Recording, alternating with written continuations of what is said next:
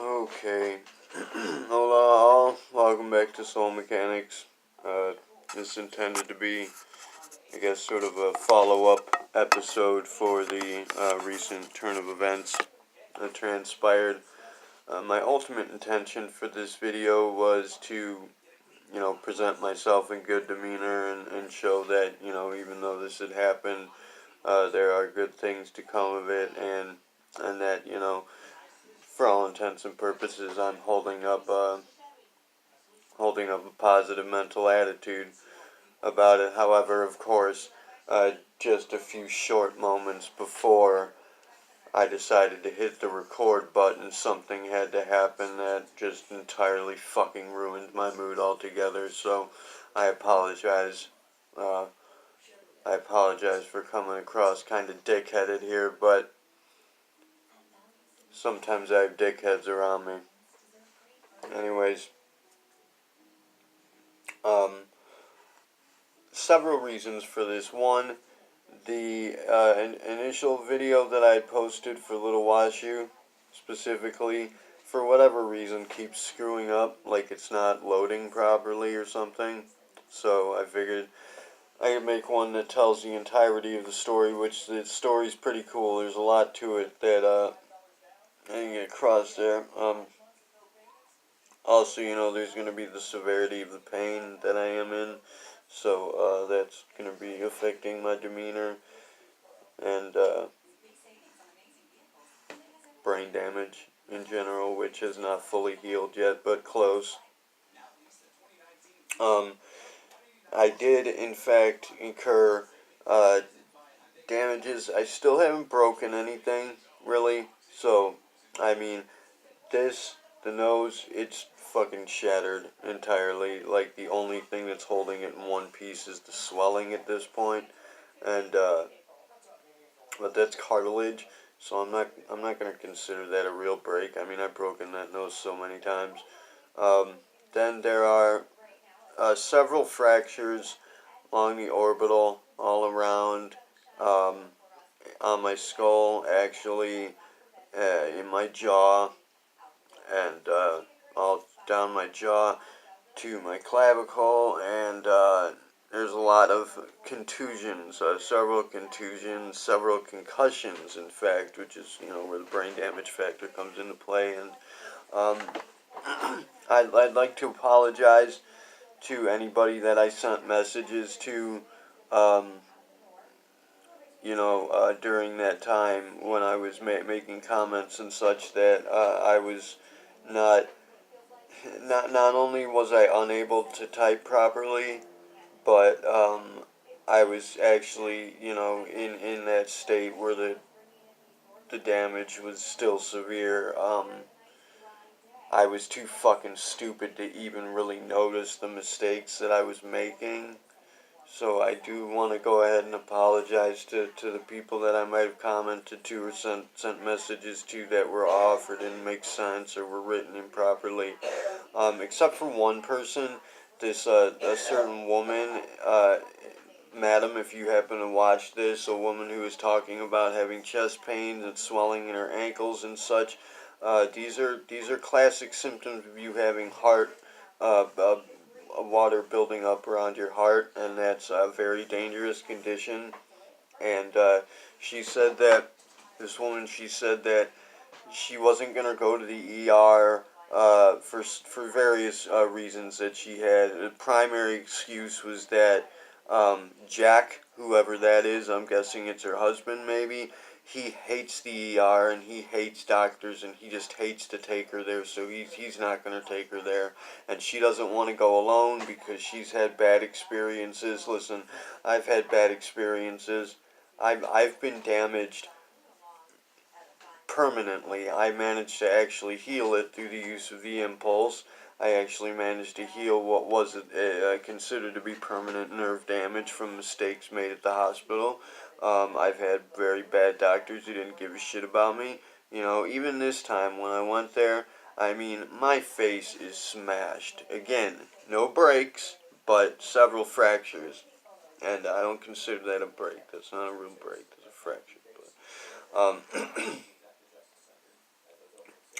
for all intents and purposes, my face is smashed, and I'm having pain that's just radiating outward throughout the entire hospital from the center of my motherfucking head, and these people are gonna go ahead and give me a not 8 but 600 milligram Motrin, ibuprofen, and one 5 milligram Narco, which for those who do not know, that's pretty much a Percocet minus the acetaminophen. There's lesser acetaminophen, which is a good thing because acetaminophen is a hell of a lot more dangerous than oxycodone, I can tell you that much for certain. Now, as I was saying, uh, you know, being in the medical field myself, I can tell you that that's very much so symptoms of you having a severe heart condition, madam. And um, you also stated something about your child being afraid. I don't know if I think it might have been a daughter, could have been a son. I'm pretty sure it was a daughter that has autism and thereby is very afraid of people and has problems, in hospital settings and in the ER. Now, the best thing that you could possibly do in that situation would be to overcome your fears, and go to the hospital and get yourself taken care of, because if you don't, and then you die, you are effectively leaving this autistic daughter or child of yours an orphan, instead of taking her to the ER with you and not only showing your resolve and your strength to fight your fears and traumas from the past and to overcome that fear, because they're not all bad doctors, they're not all bad hospitals. The hospitals have saved my life on several occasions. Sometimes they're fucking shitheads, it happens. A lot of the medical community can be pretty fucking careless, it's true. It's sad but true. But thereby overcoming your fears and helping to teach your child to overcome her fears, and to empower her, to help her to develop immunities to that sort of thing, which is something she's obviously going to require throughout the course of the rest of her life. Most especially if she's left without a caring mother, because you decided not to go to the ER, your primary excuse being that your husband doesn't want to take you. Now, in that occasion, I'd have to say either you tell your husband to, pick his ass up off the fucking couch or whatever and get you to the goddamn ER to save your life and to save the life of your daughter's mother, and to prevent just the most tragic possible occurrence from occurring, or tell him to pack up his shit and get the fuck out because he's a motherfucking asshole. Sorry. That's gonna be me again, coming across as a bad guy, as a dickhead, but I happen to care about you. I don't know who you are, I don't think I've ever met you before, that was probably the first post I've ever seen of yours, but you're a family, and I care about you, and I care about your daughter, and not particularly caring about the husband at this moment, but for real, that's going to be your excuse. She said, maybe it's best I just let fate play out. No. You don't just sit on your ass and let fate play out because you're afraid of the hospital and leave your daughter without a mother. And with a father who's obviously pretty fucking careless. Sorry. I apologize. Maybe I am a total fucking dickhead. I don't know. I could be wrong here, I guess. But seems right to me. In any case, again, this is the extent of the damages. Also, several contusions to, a fractured rib and several contusions to the inner wall and lungs, their inner chest wall and lungs. So there's a lot of pain involved. Of course, they gave me nothing to help deal with it. They did give me a small prescription for these 600, not 800, but 600 milligram Motrin, which are entirely useless. I've been on As I said, I went through that. I've been through several major surgeries before, including the one that caused a semi-permanent nerve damage, which, I've been prescribed real drugs before. So, no, Motrin might help with the swelling a bit. That's a possibility, but I'm going to go ahead and doubt it. And besides that, I mean, the reason this happened was because I got mugged, so I'm not sure how you expect me to afford filling the prescription at the moment. In any case, getting to the actual story. Now, we did the most excellent interview with this woman who was a replacement for the girl who dropped out, Danielle. And I mean, she wasn't a replacement. We had intended to do an interview with her just later on, but her name is Allison. Wonderful, wonderful woman who's just has a miraculous story to tell, and the way she told it, the way that we conducted the interview, it was so perfect. It was so beautiful, and for whatever reason, the phone just went ahead and lost it, deleted it. So we had to try and make a cover video because this was the launch for the podcast. We needed to get this done. We needed to get something done. So we intended to either try and get her to redo the interview or to do one of our interviews, because we have to do introductory videos for the both of us too. And so I have $2 on me, and I need another dollar to get a Red Bull. And this is the middle of the night here. I've been working at this shit all day, like busting my ass on this. We worked really hard on making this happen. So I need a Red Bull so that I can, keep going and figure this out, figure out how to fix the problem, which of course we ran into other problems. If anybody can help me with doing this podcast, if anybody knows a better way to do it, how we had initially done it was we used Hangouts. We used YouTube Gaming app, which I guess allowed you to record the screen, and then we used Hangouts, and that way it would upload directly to YouTube, which it did not do. But afterwards, when we tried to do our individual interviews, for whatever reason, it would keep cutting out my microphone, and you couldn't hear me, or at least Mandy couldn't hear me. So I had to figure this problem out, and I needed a Red Bull to do that because I'm an addict. I need my energy juice. Now, I should have had another dollar, but for some reason I didn't. It was gone. And as I stated, I just cleaned up everything, my whole apartment. So I mean, it's not like it's lost in the fucking pile somewhere. It would be right out in the open, but it was missing.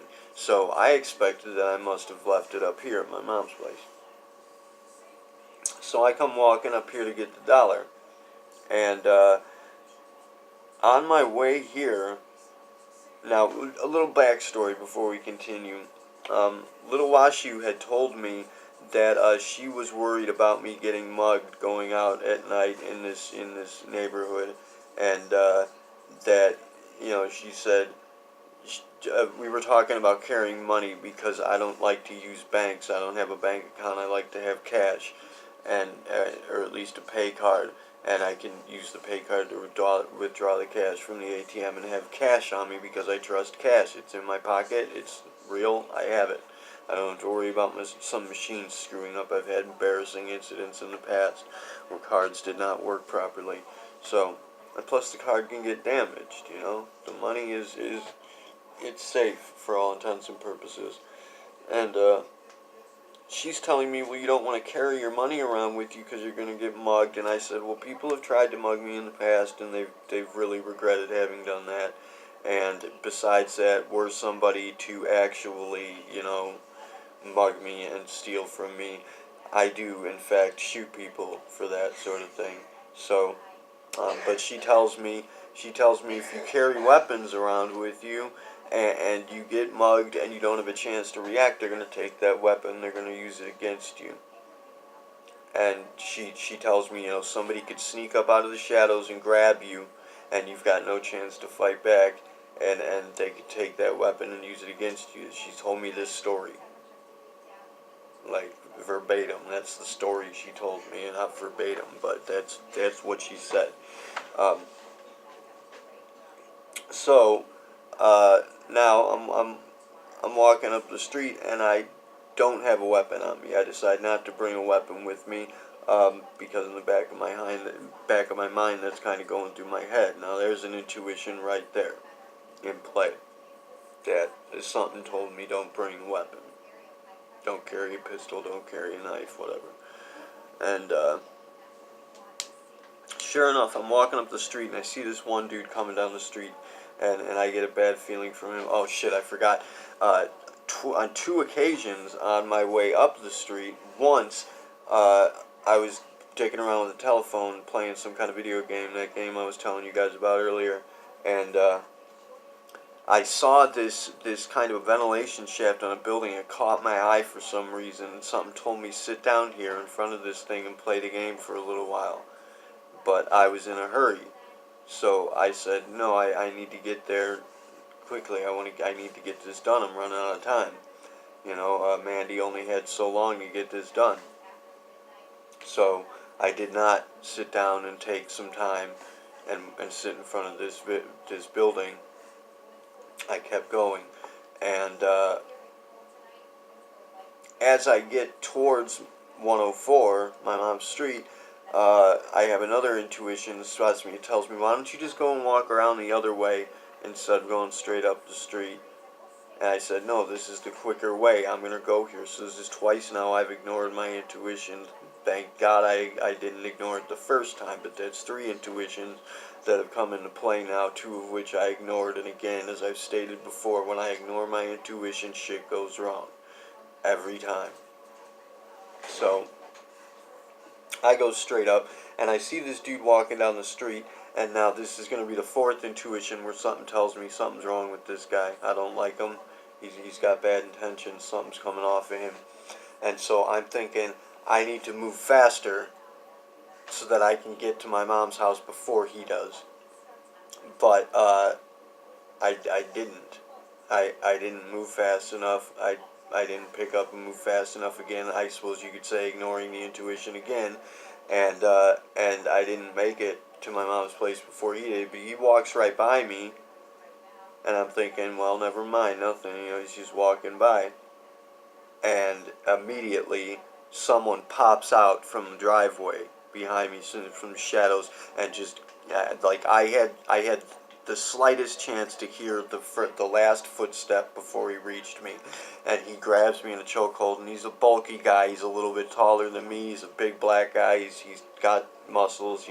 He's strong enough to keep his arms around my neck. Like I could pull it off just enough to keep him from rendering me unconscious. Thank God for that, because that's what I'm thinking, is if this dude puts me under, I'm dead. And the other dude from across the street and another buddy of his that came out of the shadows, they come up. The one dude hits me in the gut, puts me down, so now I'm in the chokehold. And the other dude just started, he even told him, he yelled at him, he said his name. And I'm not going to say his name here because that's a clue that we're keeping to ourselves. Several factors come into play there. One, these people obviously knew who I am, or they at least knew my route. They were waiting for me there. So that was their first stupid mistake, because that led me to coming to the realization that I know these people somehow. And then he said the guy's name. Told the dude, hit him. He said, go do it. He said his name, hit him. And he just started wailing on my face as hard as he could. And he's hitting me here in the side of the face in the orbital, which is another stupid mistake. Anybody, I'm gonna do a hand-to-hand course for the close quarters combat course to show people how to properly fight if they need to. But hitting me in the side of the face was not, his best move. That's going to do a little bit of damage, but it's not going to do the trick. And so basically they're trying to get me on the ground. They get me on the ground, dude's wailing on my face, push me to the ground. He throws my knees. Oh yeah, I got 2 cracks in the knees too. It throws me down on my knees, throws me down on the ground. And meanwhile, I'm telling this dude, I'm like trying to tell him, I'm holding his arms off of me as best I can, because I'm going through all the thankfully the impulse kicks in, dopamine, adrenaline, everything that's required for me to remain calm and to think properly and quickly. And of course, I've got the time dilation, so I'm capable of calculating the probabilities very quickly. And I calculated every single probability of what I could have done. I mean, I could have used that and got the dude behind me, hit his pressure point, maybe possibly knocked him unconscious, but then I've got the other dude hitting me. Now, I could fight off the other dude pretty easily. I could have taken him down fairly quickly, but then I've got, at that point, the dude's going to get me unconscious. So, ultimately, there was no move I could make at that point that didn't end poorly for me. So, all I could do was take it and try to stop them from hurting me too bad. Now, and I'm telling the dude, I don't fucking have. He says, "Where's the money at? Where's the fucking money at?" He even called me a bitch or said motherfucker or something. Like he was mad at me for something. And this is where the black people thing comes into play, because I know there are white people that do shit like this, but it's rarer. It's rarer, and it's just these guys are out there. They're giving all, I love everybody. You're all my family. All the black people. You're all my family. But these people are out there giving you a fucking terrible name, man. But people need to be doing something about this, for real. I mean, at least be fucking educated. Shit. I mean, he actually, behaved as though he had a reason to be angry with me. And he says, "Where's the money at?" I said, "Dude, I got no money." And I'm telling him, he says, "Where's the money?" And I say to him, I say, "Dude, I'm broke. I don't have a damn thing on me. I've got nothing worth taking." And he tells me, "Shut up, don't fucking talk." Like, he just asked me a question, and I'm answering it. And he tells the other dude again, says his name again, just to make sure that I know this guy's name. Fucking dumbass. And he tells him to check my shoes, and he checks my shoes, he checks everything, and he takes $2 out of my wallet, which is all I've got, and then that's all he's got, and he's like, "No, you ain't got nothing," and he walks away. And as I'm getting up, I mean, I'm gushing fucking blood all over the place at this point. There's a puddle of blood in front of me. And I'm getting up, and I'm like, "Well, thanks, dude. You just kind of fucked me up pretty bad for no good fucking reason whatsoever at all, didn't you?" And he just walks away casually. Which, mind you, walks away casually, doesn't run away, doesn't run into the shadows. He walks away giving me the perfect opportunity to identify every last little piece of clothing that he's wearing. So, I did not give the police a lot of this information, and there's a reason for that. Because we do, as operatives of the initiative, we can't break protocol. We can't harm people unless it's in defense of ourselves, and in this case, I had no option to do that. And, but, we can't harm people unless it's in defense of ourselves. Now, we do have people working with the initiative who are not necessarily operatives and do not have to follow protocol, and we have them for a reason, and they have in fact gone ahead and tracked these people and identified the one of them at least. So, we shall see where that goes. Shout out to my brother, one of my dearest brothers, who's going to go ahead and get this all set up for us. But anyways, that's pretty much the gist of the story, is that, all these intuitions came into play, but something good that came out of it, and there are many good things that came out of it. There are many repercussions from this. People actually giving a shit about me to some extent is one good thing, and drawing some attention here that I can make use of to get across to people. But Little Washu, this absolutely proved to her beyond a shadow of a doubt, now that synchronicity is in play, that there is a force in play, that she is not, that her modern college education has not covered completely for her. She knows that we're working with something worth investigating now, and she's actually joining up with the Remnants program for us to investigate this, primarily on the question as to whether, of course, whether she predicted the future or she caused for the future to transpire, given the observer principle that will come into play shortly. In fact, this is likely going to make that happen faster. So, yeah, there's a lot of good things that came out of that. There's a lot of good values. I'm really sorry that I freaked out and I cried on you guys in the hospital, but I was afraid that I would not be able to continue. I mean, I was too stupid to even know that I was making mistakes and shit. They were real bad ones. So, I mean, I was really worried that I was gonna be just totally fail you guys, and that I had totally failed you guys. So I'm sorry for breaking down on that. It just that's not can't, can't happen.